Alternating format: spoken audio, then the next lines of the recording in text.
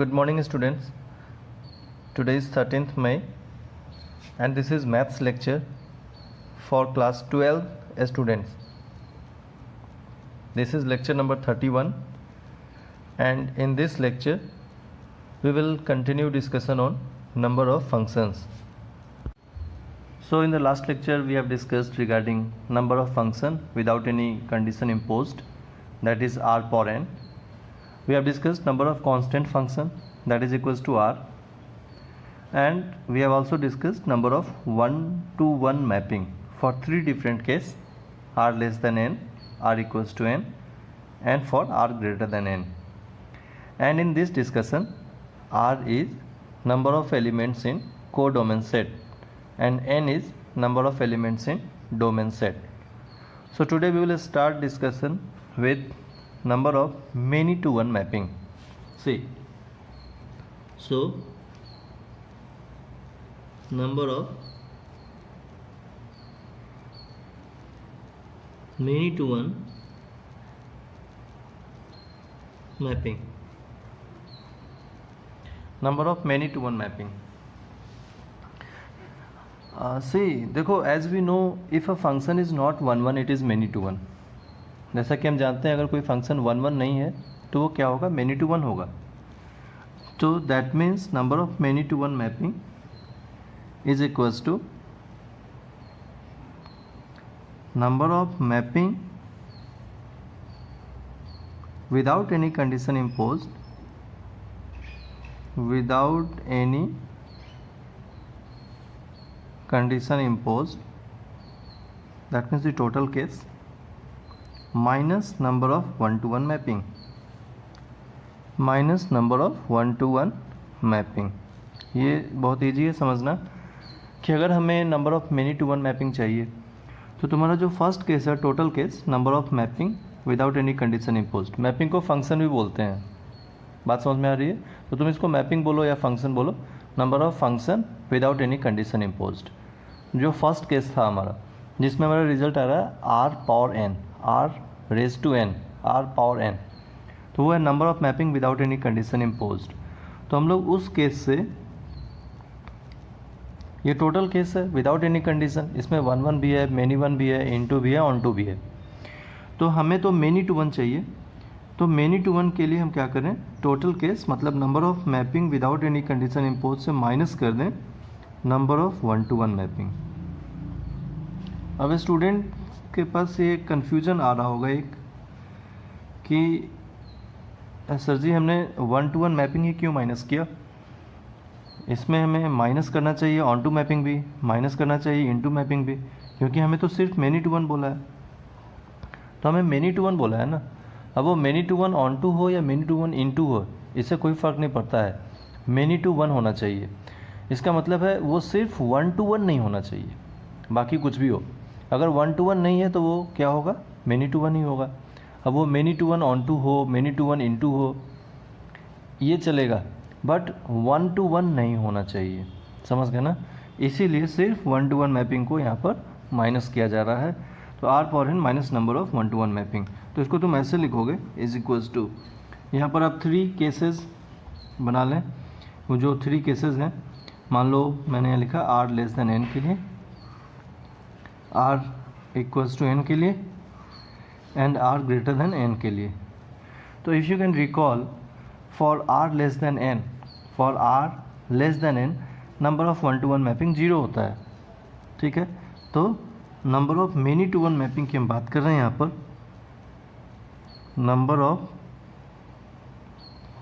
Many to one mapping, we are trying to find number of many to one mapping. So this is equals to, for 3 different case we have to find. So number of mapping without any condition imposed is r power n and minus number of 1-to-1 mapping for this case, for r less than n, ये होता है 0. Is that clear? चलो r equals to n के लिए तो हमें क्या करना है, r power n minus number of 1-to-1 mapping for r equals to n. r equals to n के लिए क्या होता है, अगर तुमने फार्मूला याद कर लिया होगा अभी तक, तो n फैक्टोरियल होता है. बात समझ गए? And for at last for r greater than n, for r greater than n क्या होता है हमारे पास, RCn इंटू n फैक्टोरियल. बात समझ में आ गई? So this is formula for number of many to one mapping. और सबसे बड़ी बात यह है कि इस फार्मूला को हमें याद नहीं रखना होता है, हमें तो सिर्फ number of one to one mapping याद रखना है। इसको रटने की ज़रूरत नहीं है, क्योंकि अगर तुम्हें number of one to one mapping पता है तो तुम number of many to one mapping आसानी से ऑन द स्पॉट फाइंड कर सकते हो। जब ज़रूरत हो उसी समय हम फाइंड कर सकते हैं किसी भी केस के लिए। ठीक है, तो इससे याद नहीं रखा जाता है, बस आप ये समझ के रखो, इस लाइन को याद रखना है। Number of many to one mapping is number of mapping without any condition imposed minus number of one to one mapping. और फिर डिफरेंट केस के लिए आर पावर एन से माइनस करना है number of one to one mapping. तो R less than N के लिए वैल्यू रख दो, आर इक्वल्स टू एन के लिए, आर ग्रेटर देन एन के लिए फार्मूला डेवलप हो जाएगा number of many to one mapping का। आई होप तुम्हें समझ में आया होगा। चलो अब हम लोग डिस्कस करेंगे number of onto mapping. तो अब हम बात करते हैं number of onto mapping की। तो number of onto mapping क्या होता है, तो इसके लिए भी हमें यहाँ पर 3 केसेस लेने होंगे। मान लिया हमने ले लिया R greater than N, R equals to N और आर लेस देन एन। ये 3 सिचुएशंस ऑलवेज हमें मिलेंगे। कभी number of elements in codomain set equals to number of elements in domain set होगा, कभी number of elements in codomain set is greater than number of elements in domain set, और sometimes you'll get number of elements in codomain set is less than number of elements in domain set. R and N की जो definition है वो हर जगह एक ही है, same है कि what is R? R is number of elements in domain set, R is number of elements in codomain set, ये तो R है ना। R is number of elements in codomain set और n क्या है, number of elements in domain set. ये जो जितने भी रिजल्ट्स डिस्कस किए जा रहे हैं उसमें r और n का यही मतलब है, ये तो तुम्हें याद रखना है। Number of elements in n is number of elements in domain set. बात समझ में आ गई, ये तो r और n का मतलब। चलो अब आते हैं यहाँ पर r ग्रेटर देन n के लिए। देखो ऑन टू मैपिंग का मतलब क्या होता है, यहाँ पर 1 2 3 है और मैंने यहाँ पर a b c d लिया, फर्स्ट केस। ठीक है, a b c d ले लिया यहाँ पर। तो r की वैल्यू कितनी होगी, कितने एलिमेंट्स हैं इसमें, 1 2 3 4 है, और n की वैल्यू क्या होगी, कितने इंट्रीज हैं इसमें, 3 इंट्रीज हैं। तो ये कौन सा केस है, r greater than n case है, r is greater than n। बात समझ में आ रही है। तो इस केस में हमें ऑन टू मैपिंग बताना है। ऑन टू मैपिंग क्या होता है, रेंज इक्वल्स टू कोडोमेन होता है, पता है ना तुम्हें। अगर रेंज इक्वल्स टू कोडोमेन हो तो हमारा फंक्शन ऑन टू है। तो यहाँ कोडोमेन क्या है, ए बी सी डी, तो रेंज भी ए बी सी डी होना चाहिए। तो मान लिया मैंने मैक्सिमम एलिमेंट कवर करने की कोशिश की, डिफरेंट डिस्टिंक्ट रिलेशन बना करके, फिर भी एक एलिमेंट रह जाता है, फिर भी एक एलिमेंट रह जाता है। अब आप इसको किससे कोरिलेट करोगे, ये तो मैंने ये सिचुएशन जब तब ही आया when we have tried to cover maximum elements. Otherwise तो तुम्हें इस तरह से भी सिचुएशन मिल सकता था, यहाँ पर ए बी सी डी, अगर मैं इसको इससे कोरिलेट करता, इसको इससे, इसको शेयर करा देता, और भी एलिमेंट्स रह जाते। जब हमने मैक्सिमम एलिमेंट्स कवर करने की कोशिश की r ग्रेटर देन n में, even then we have one element in codomain set which has its no relation with domain set element. That means for r greater than n, onto mapping is not possible. So for r greater than n, number of onto mapping is 0. For r greater than n, number of onto mapping is 0. Is that clear? चलो अब r equals to n के लिए देखें। मान लिया यहाँ 1 2 3 है और यहाँ पर a b c है, हमें r और n को सेम रखना है। तो यहाँ पर r की वैल्यू क्या है, 3 है, और n की वैल्यू क्या है, 3 है। अब देखो, तो तुम इसको मैक्सिमम कवर करोगे ऐसे, तो तुम्हारा ऑन टू मैपिंग डेवलप हो गया यहाँ पर।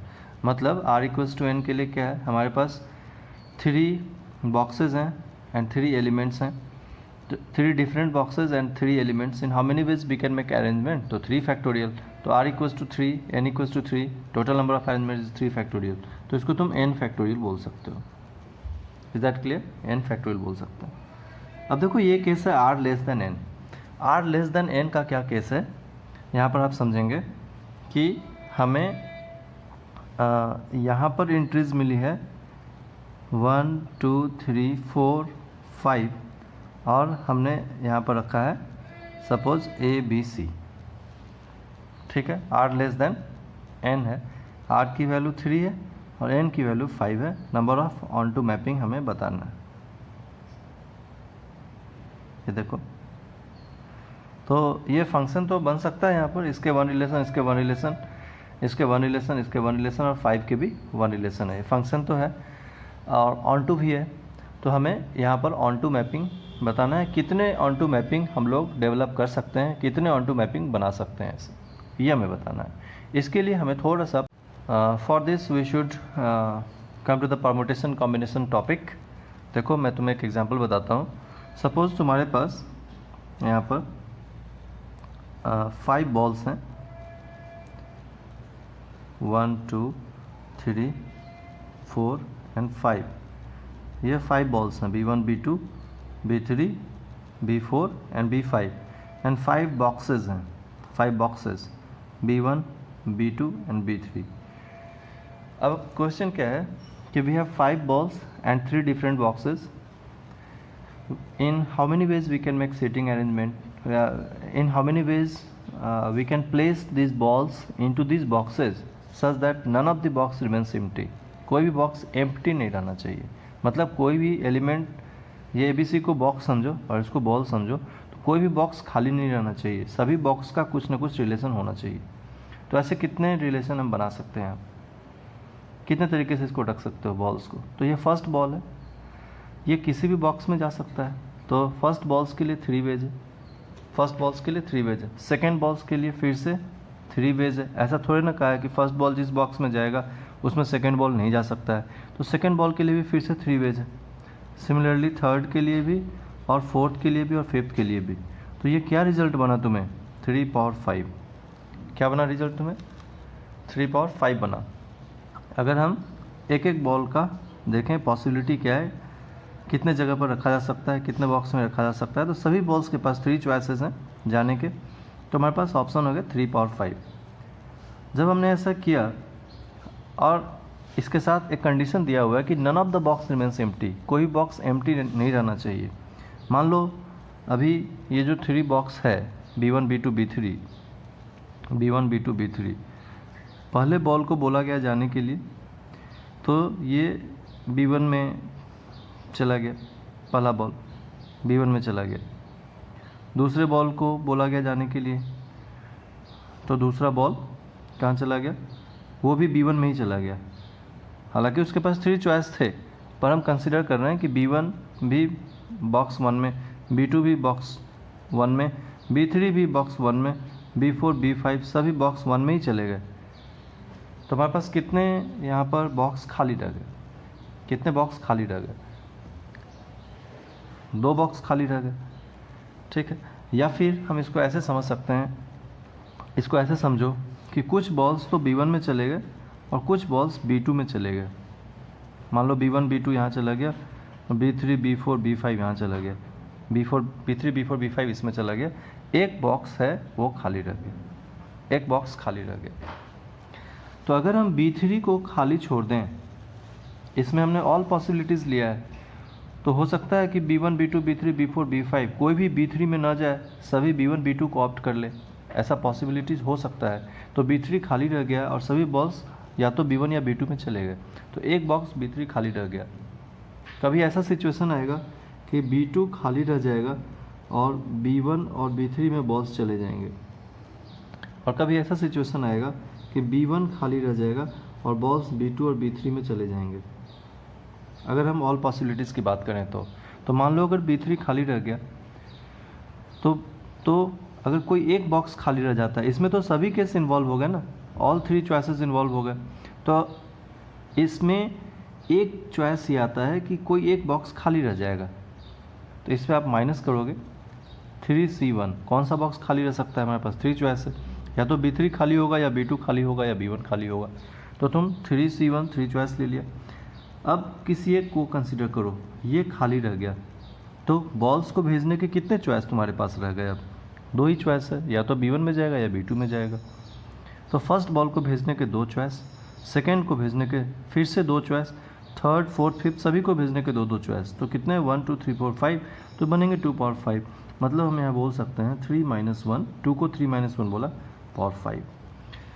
फिर वही बात, जब हमने बॉक्स 3 को खाली रखा तो बॉल्स के पास चॉइस थे B1 और B2 में जाने के लिए, तो हो सकता है बॉक्स 3 खाली है। बॉल्स को चॉइस है B1 और B2 में जाने के लिए, सभी के सभी बॉल्स B1 में ही चले गए, B2 खाली रह गया। अब दो बॉक्स खाली रह गए। यहाँ पर देखो ये B2 और B3 खाली रह गया। B2 और B3 कैसा रह गया? खाली रह गया जब हम ये सिचुएशन ले रहे थे। कौन सा सिचुएशन ले रहे थे? एक बॉक्स खाली था तो उसको हमने माइनस कर दिया। जब हमने ऐसा माइनस किया तो उस समय ये देखो, अगर B3 ब्लैंक है, B3 में कोई बॉल नहीं है, चॉइस B1 और B2 में जाने का था, सभी B1 में चले गए, B2 खाली रह गया। सभी B1 में चले गए और कौन खाली रह गया? B2 खाली रह गया। तो ये दो बॉक्स खाली रह गए। अब तुम अभी B3 को ब्लैंक रख करके डिस्कस कर रहे थे, तो B1 B2 दो चॉइस है, सभी बॉल्स B1 में चले गए, B2 खाली रह गए। अब तुम ऐसा समझो कि B2 को ब्लैंक रख के डिस्कस कर रहे हैं, तो हमारे पास चॉइस है कि बॉल्स या तो B1 में जाएगा या B3 में जाएगा। B3 में जाएगा तो सभी के सभी बॉल्स B1 में चले गए, तो B3 खाली रह गया। मतलब एक ही सिचुएशन दो बार काउंट हो रहा है। आप अगर ध्यान से देखें तो यहाँ भी B2 B3 खाली था, हमने B3 को ब्लैंक रख के डिस्कस किया था, और यहाँ B2 को ब्लैंक रख के डिस्कस किया तो B2 और B3 खाली रह गए। तो एक ही केस दो बार इंक्लूड हो गया, तो हमें यहाँ पर ऐड करना पड़ेगा। क्योंकि एक ही केस आप दो बार सब्ट्रैक्ट कर रहे हो, हटा रहे हो, यहाँ पर माइनस कर रहे हो, एक ही केस दो बार, जबकि एक ही बार माइनस होना चाहिए था। तो हमें ऐड करना पड़ेगा प्लस 3C2 इंटू, अगर दो बॉक्स खाली हैं तो अब कितने चॉइस रह गए सभी बॉल्स को जाने के लिए? एक ही चॉइस रह गए, 1 पावर, ये क्या, B1 को जाने के लिए 1 चॉइस, B2 को जाने के लिए 1 चॉइस, सिमिलरली फॉर ऑल। तो यहाँ पर हम लोग 1 को 3 - 2 लिख सकते हैं, पावर 5, और 3 - 2 कितना होता है? 1। अब इसके बाद और भी कोई चॉइस नहीं बचता है, तो ये हमारा रिजल्ट बनता है। अगर तुम इसको जनरलाइज करो, 3 क्या है? R, और 5 क्या है? N, तो रिजल्ट ठीक है। तो यहाँ पर R क्या है? 3, और N क्या है? 5। R 3 और N क्या है? 5। अगर आप इसको जनरलाइज करें तो रिजल्ट बनेगा R power N minus RC1 into 3 को R लिखना है और 5 को N, okay, plus RC2 into R -2 power N, फिर minus sign and so on. तो इस तरीके से यहाँ पर तुम क्या लिख सकते हो? R power N minus RC1 into R -1 power N plus RC2 into R -2 power N minus RC3 into R -3 power N and so on. तो ये रिज़ल्ट हमारा बनेगा कब? जब R लेस देन N है, तब ये रिज़ल्ट यहाँ पर इस तरीके से बनेगा। सबसे इम्पोर्टेंट केस है number of onto mapping पर R लेस देन N का। इस केस को आप बहुत अच्छे तरीके से इस प्रॉब्लम को याद रखेंगे। इसको समझने के लिए ही इतना टाइम दिया गया कि तुम्हें समझ में आए। 5 बॉल्स एंड 3 बॉक्सेस का एग्जांपल। आप इसको वापस देखना एक बार और फिर हम लोग नेक्स्ट लेक्चर में डिस्कस करते हैं number of into mapping. Number of into mapping देखो इजी है। Number of into mapping is normal case minus onto mapping, जैसा कि मेनी टू वन में किया था normal case minus 1 to 1 mapping, वैसे यहाँ पर भी होगा। Number of into mapping means normal case minus onto mapping, और डिफरेंट केस के लिए आप रिजल्ट रख दोगे तो नंबर ऑफ इनटू मैपिंग निकल आएगा। ओके, तो फिर हम लोग नेक्स्ट लेक्चर में इस पर कुछ क्वेश्चन सॉल्व करते हैं। That's it for today, thank you.